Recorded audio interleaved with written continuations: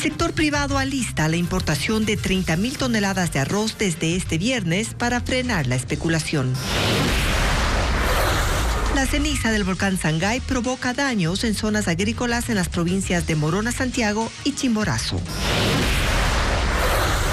La salida de Paco Moncayo del gobierno no afectará la estrategia del combate a la delincuencia, según el secretario de Seguridad, Wagner Bravo. 5 exasambleístas de Creo y otras bancadas pasaron al gobierno en diferentes cargos. Buenas tardes, amigos, bienvenidos. El sector privado alista medidas para frenar la especulación con el precio del quintal de arroz en Ecuador. Alejandra. Buenas tardes, Gaby y amigos, bienvenidos a Televistazo. La importación de 30.000 toneladas desde Colombia es la salida encontrada por las empresas. William John con más datos. Por ahora, desde el ministerio se confirma que será una sola compra, 30.000 toneladas de arroz, y aunque países de Asia estaban en el radar de las autoridades en esta negociación, la mejor opción es traerlo de Colombia y sería esta misma semana. Y aunque fue el ministro Eduardo Izaguirre quien anunció la decisión de importar, esta adquisición estará a cargo del sector privado, industriales que tengan avales técnicos y permisos fitosanitarios. Sin embargo, para los gremios productores, esa no es una buena decisión porque sería un golpe directo a la cosecha que está por salir en julio. Porque si trae el arroz de afuera, haría que el arroz bajaría 18 y 20 dólares para nosotros en el momento de la cosecha. Y los industriales se quedarían con una gran utilidad. Y aseguró que entre julio y diciembre el país puede cosechar más de 500.000 toneladas y por eso le sorprende la importación. No habría ninguna necesidad. Si lo hace el ministro de Agricultura, significaría la quiebra para el sector arrocero. Vuelvo y repito, el arroz está sembrado por cosechar y para abastecer 11 millones de sacos. En tanto, los industriales alistan el trámite de esta importación. El arroz será almacenado en sus bodegas, pues según el Ministerio de Agricultura, el gobierno no tiene silos para recibir esa cantidad. La caída de ceniza del volcán Sangay afecta principalmente a poblaciones de Chimborazo por la dirección del viento. Agricultores y ganaderos de Guamote, Palmira y Cebadas registran pérdidas. Alberto Luna con los detalles. Quinta Cooperativa es el poblado más cercano al volcán Sangay. Está a 30 kilómetros de distancia. Unas 50 personas viven allí y en los días despejados observan con claridad las erupciones. Están acostumbradas a las continuas explosiones. Sobre todo en las noches, a partir de las 7 de la noche vemos la explosión. Seguramente que hasta tiembla la tierra acá. Ya estamos conviviendo, ya no nos afecta casi mayor cosa. La actividad eruptiva también ha mermado la visita de turistas al Parque Nacional Sangay. El acceso vehicular quedó destruido y ahora para llegar a la reserva se requiere caminar 1 hora. Tenemos una torre mirador que es 100% vista al volcán Sangay. Desde ahí se ve el proceso eruptivo, todo eso.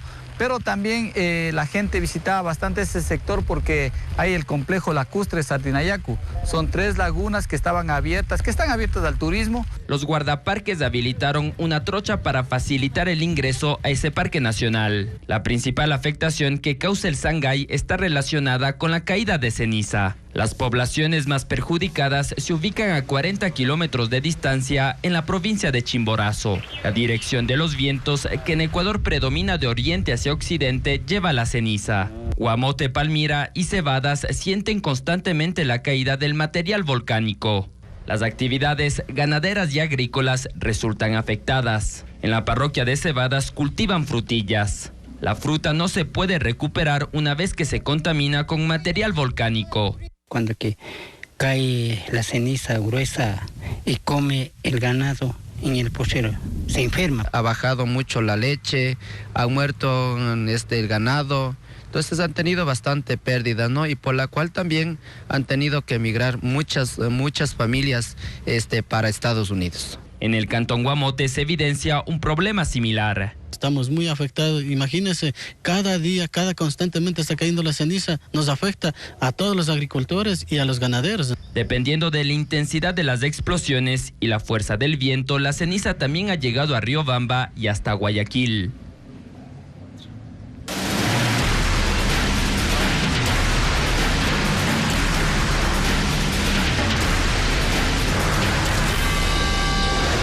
Gobierno. el último reciclaje. La renuncia del asesor presidencial Paco Moncayo sorprendió a las autoridades del Frente de Seguridad. El secretario Wagner Bravo aclaró que continuarán con el plan estratégico para enfrentar a las organizaciones delincuenciales. Paul Romero con el informe. Paco Moncayo permaneció 40 días en el cargo como consejero para la Seguridad Nacional. Llegó al Frente de Seguridad del Gobierno junto al secretario Wagner Bravo para cambiar la estrategia de lucha contra la delincuencia. La dimisión de Moncayo ocurrió 4 días después de estas declaraciones. No estoy justificando que se cierre la información y no hay ninguna disposición que yo conozca. Yo no soy parte de este gobierno. Lo dijo el pasado jueves durante un foro de seguridad. Esto incomodó en Carondelet. Moncayo renunció este lunes tras una corta reunión con el presidente, quien exaltó su presencia cuando lo posesionó. Con estos pesos pesados en esta materia se abre una nueva etapa. Con la renuncia de Moncayo, ¿cuál será el destino del secretario de Seguridad Wagner Bravo, persona de confianza del ex asesor presidencial? Tenemos que continuar. Debemos dejar las bases sentadas del sistema de seguridad pública del Estado cimentadas, y también el control de las cárceles, que ha sido nuestro compromiso. Bravo aclara que no se modificará el plan y la estrategia para el empleo de armas letales en contra de la delincuencia, porque está funcionando. Asegura que en menos de 2 meses, la tasa de homicidios bajó de 25 a 17 por cada 100.000 habitantes. Hay eventos puntuales que no suceden, pero vamos mejorando. Yo quisiera que los ciudadanos comprendan que necesitamos las denuncias correspondientes, porque si no hay las denuncias correspondientes no ha sucedido, y si no ha sucedido no podemos actuar. Con la presencia de Moncayo se ejecutaron algunos cambios. Se declaró al terrorismo como amenaza para el Estado. Se aprobó el reglamento para el uso legítimo de la fuerza. Se creó las fuerzas de tarea conjunta en las ciudades de Esmeraldas, Guayaquil y Durán. El expresidente Guillermo Lasso sigue integrando en su gabinete a exasambleístas que fueron afines a su gobierno. Ese es el caso de Guadalupe Llori, expresidenta del Legislativo. Fabiola Santana con el reporte. La disuelta asamblea se convirtió en la cantera en la que el gobierno obtiene nuevos funcionarios. Entre las últimas designaciones está la de Guadalupe Llori, militante de Pachacutic y expresidenta del Legislativo. Fue nombrada delegada del presidente para presidir el gobierno de planificación y desarrollo de la circunscripción territorial amazónica.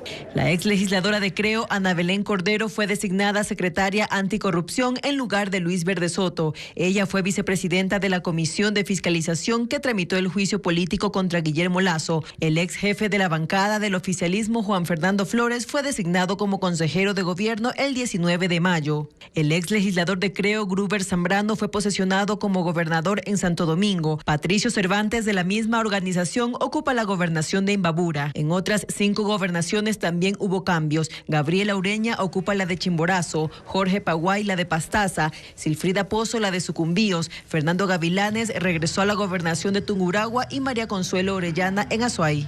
Se esperan nuevos cambios de funcionarios en el gobierno. La candidatura presidencial de Javier Hervas fue calificada. El CNE negó la objeción presentada en su contra por el correísmo. Tampoco aceptó la objeción contra el exministro Patricio Carrillo y, sin embargo, Patricio Díaz informa que su candidatura para la Asamblea aún no ha sido calificada. Javier Hervas se suma a los otros 5 candidatos presidenciales calificados. El Consejo Nacional Electoral negó la objeción en su contra. La Revolución Ciudadana lo acusó de tener bienes en paraísos fiscales, pero según el CNE no pudo probarlo. La persona objetada, señor Javier Hervas Mora Bowen, corresponde a un homónimo del candidato presidencial Marcelo Javier Hervas Mora. Por lo tanto, no se ha podido demostrar que incurra en la inhabilidad.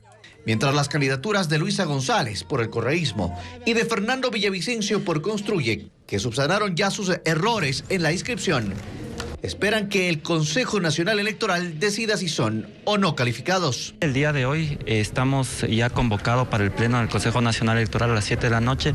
Se va a tratar justamente los 2 informes referentes a las subsanaciones del binomio presidencial. El Consejo Nacional Electoral además decidió negar la objeción presentada también por el correísmo contra el exministro del Interior Patricio Carrillo, candidato a asambleísta nacional. Lo acusaban de tener un impedimento para ejercer cargo público porque fue censurado por la Asamblea. Según el CNE, no cae en inhabilidades que le impidan ser candidato.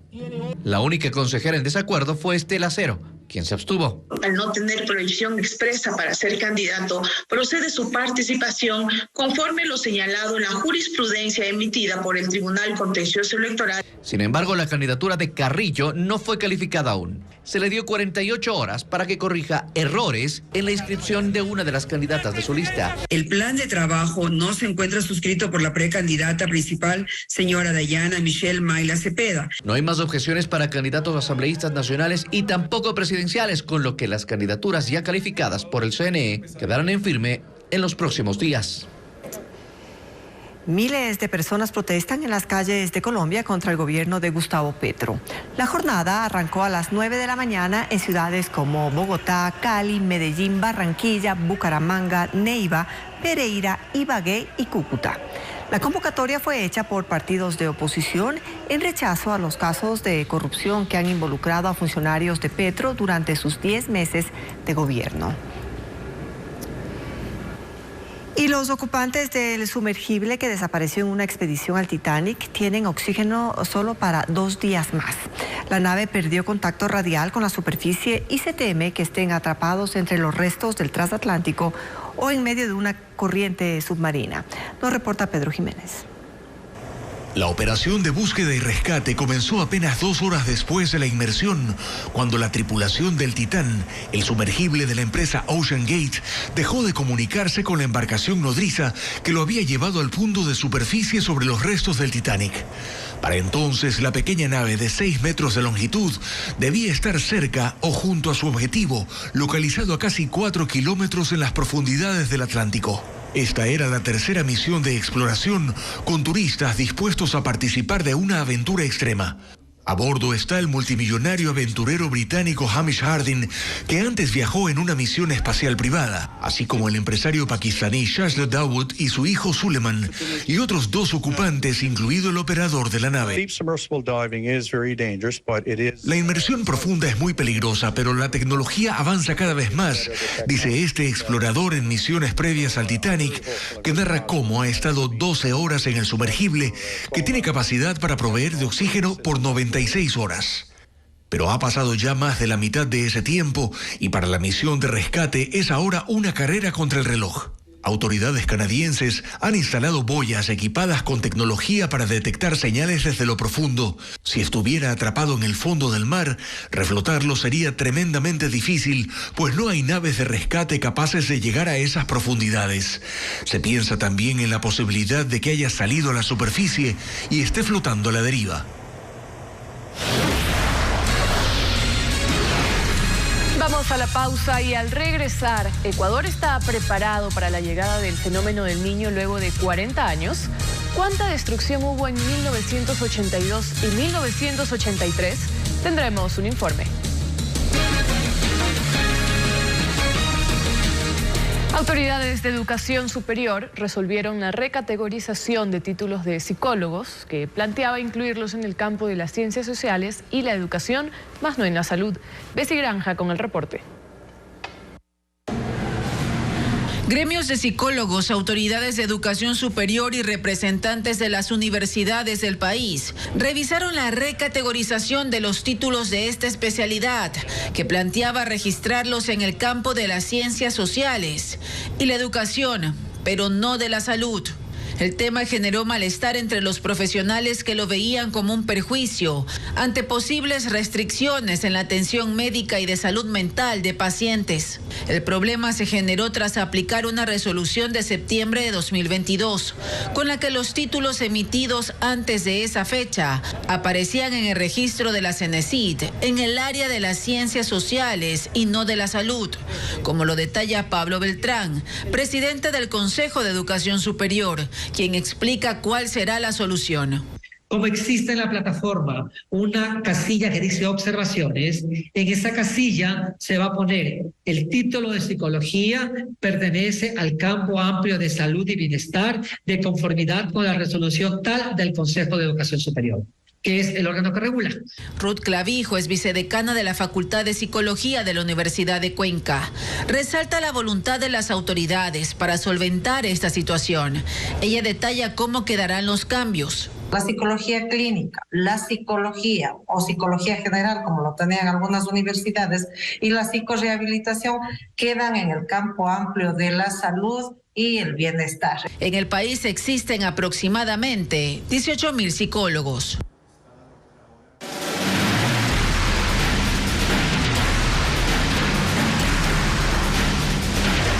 Fenómeno del Niño. ¿Está preparado el país? La llegada del Niño fue anunciada. ¿Ecuador está preparado para hacer frente a este fenómeno? Ecuavisa inicia una serie en la que se mostrarán los sectores más vulnerables. Pero primero recordemos el evento de mayor devastación en la historia del país, el Niño de los años 1982 y 1983. Las lluvias causaron daños en 13.700 viviendas, además en 19 hospitales y centros de salud. 1.800 kilómetros de carreteras fueron afectados y 10 puentes sufrieron deterioro parcial o total. Más detalles con William Young. Ocurrió hace 40 años.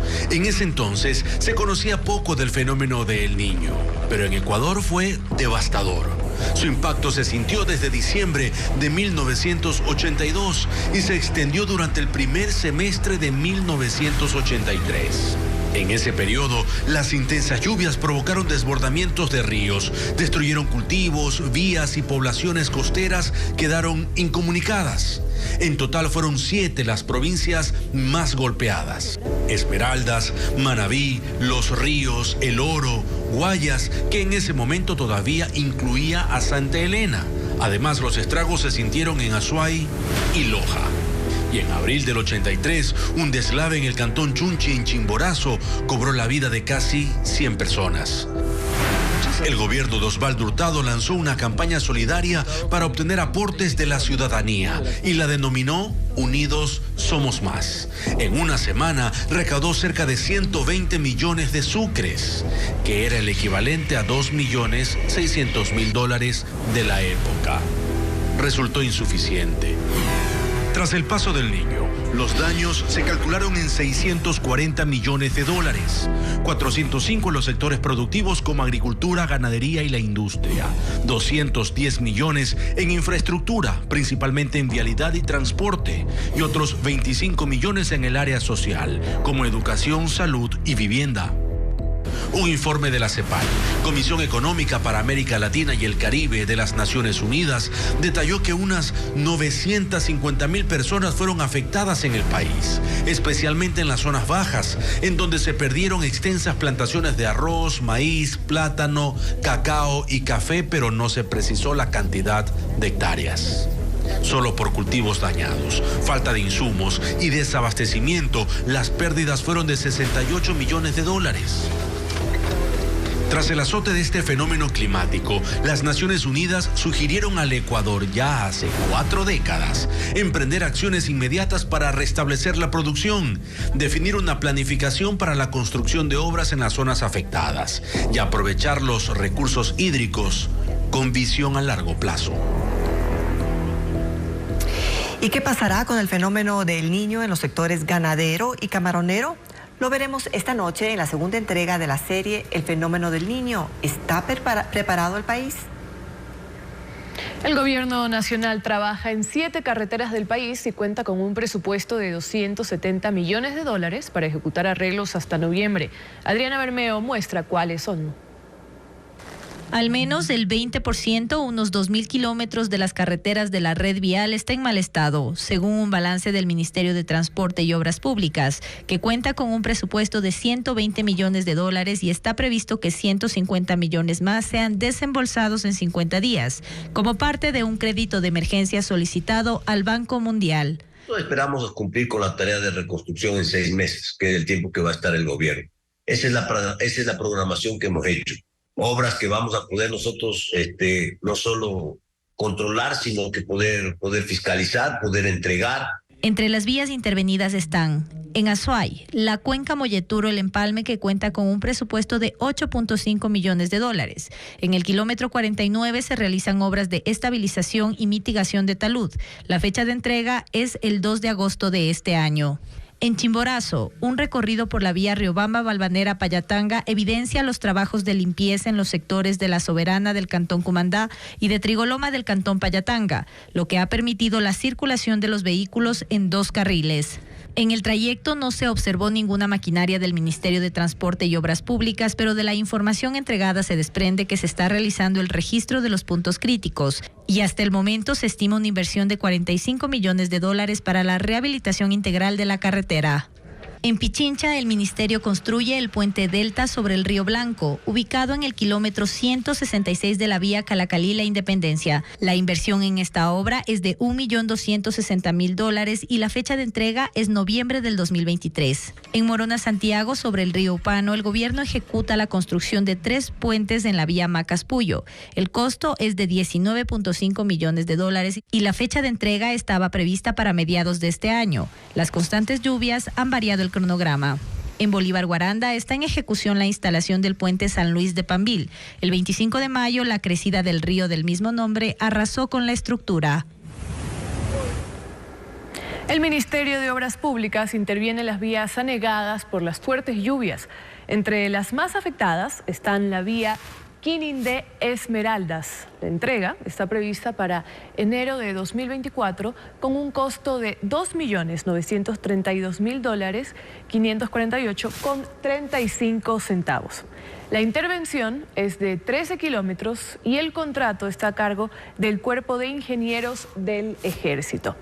Mientras, la fecha de entrega de la vía San Luis, el Reventador, en Napo, es en julio. Ahí serán intervenidos 2.2 kilómetros.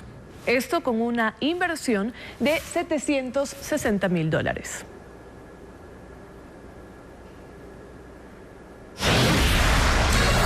Hacemos una nueva pausa y más adelante los cuerpos de 4 hombres con signos de tortura fueron hallados en una carretera en Machala, El Oro. Anoche, cientos de ciclistas participaron en la denominada pedaleada blanca para exigir justicia por los 3 miembros de una misma familia que fallecieron en un siniestro ocasionado por un conductor bajo los efectos del alcohol. María Gabriela Carpio resume la jornada. Se concentraron en distintos sectores de Guayaquil. Y todos salieron con una misma intención: pedir justicia por la muerte del abuelo y sus 2 nietos adolescentes, que este domingo fueron atropellados por un auto a exceso de velocidad en el kilómetro 11 de la vía La Costa. ¡No más muerte! ¡No más muerte! La jornada arrancó desde las 19 horas y hubo varios puntos de encuentro, como la Ciudadela Atrazana y la Plaza Rocafuerte. La principal demanda es no volver a llorar sobre la sangre derramada, sino que evitar que ésta se derrame. Se alertan todos los operativos, pero ¿por qué no trabajar en prevención vial? ¿Por qué no trabajar en educación vial? Todos querían ser parte de la denominada pedaleada blanca y poco a poco las calles se iban llenando de cientos de ciclistas que avanzaron por las principales avenidas de la ciudad, alzando su voz y exigiendo a las autoridades acciones que garanticen su seguridad vial. Se da conciencia de que la bicicleta es un medio que nos ayuda tanto a la salud de las personas como también a movilizarnos. Las autoridades vean que hay que darle un espacio para el ciclista. Cada año tenemos que seguir llorando y perdiendo amigos en las vías. Que sigamos educando al que saca la licencia en el sentido de vida que se debe respetar. Así pedalearon hasta el sitio de la tragedia, donde levantaron un pequeño altar con velas en memoria de las 3 víctimas. Nos ponemos en el lugar de esa familia en el cual podíamos haber sido nosotros. Ellos estaban ahí esperando prácticamente. Muchas personas dicen que los ciclistas siempre tenemos la culpa, cuando en este caso no es así. El chofer involucrado en este caso permanece con prisión preventiva por el delito de muerte causada por conducir en estado de embriaguez y, de ser hallado culpable, podría enfrentar una pena de 10 a 12 años de prisión. Con signos de tortura y con disparos en la cabeza fueron encontrados 4 hombres en la vía Bajonal en Machala, en la provincia de El Oro. La policía presume que las víctimas, que aún no han sido identificadas, fueron asesinadas en otro sitio y luego trasladadas a la carretera, y que el múltiple crimen respondería a la disputa de territorio entre bandas de microtráfico. Las solicitudes de visa a Estados Unidos están saturadas. Ecuatorianos esperan hasta más de un año para una cita y en muchos casos se la niegan. Luis Alfredo Zúñiga nos amplía el tema. Los casos se repiten. Obtener una cita para sacar la visa a Estados Unidos en Ecuador tarda meses o incluso años. Carmen Peñafiel llegó este martes al consulado en Guayaquil, luego de esperar más de 2 años. La solicitamos en enero del 2021. ¿Y recién ahora la tienen? Sí, así. No, me la dieron para octubre, antes me la adelantaron para ahora. Más de un año pasó para que José Choes pueda acercarse a la cita. ¿En qué mes del año pasado la solicitud? En mayo. Esta es la tónica de quienes solicitan el documento para poder ingresar a los Estados Unidos. La fecha más cercana al día de hoy es para junio del próximo año. Este es el panorama en los exteriores del Consulado de Estados Unidos en Guayaquil. Decenas de personas a la espera. En Quito y en el puerto principal se procesan más de 1.500 visas por día. Se trataría de una demanda de visas sin precedentes luego de la pandemia. Solo de enero a abril se tramitaron 130.000 solicitudes y 200.000 aún están pendientes, según cifras de la Embajada de Estados Unidos. Y por supuesto, la espera no asegura que el ciudadano obtenga la visa. Ángela Castro tuvo que incluso ir a Quito. Esperó un año, pero no tuvo suerte. Esta demora, según la Embajada de Estados Unidos, se debe a un retraso en la llegada de funcionarios consulares, por lo que faltaría personal para atender la alta demanda. Tom Cruise paralizó Roma con el estreno mundial de Misión Imposible 7, Sentencia Mortal, parte 1, después de más de 3 años de contratiempos. Los actores se reunieron con sus seguidores en la Plaza de España, en Roma, en donde se rodó gran parte de la 7ª entrega. La trama se centra en Ethan Hunt y su equipo. Ellos se embarcan en la misión más peligrosa hasta la fecha: localizar, antes de que caigan de las manos equivocadas, una nueva y terrorífica arma que amenaza a toda la humanidad. La película estará en cines el próximo 12 de julio.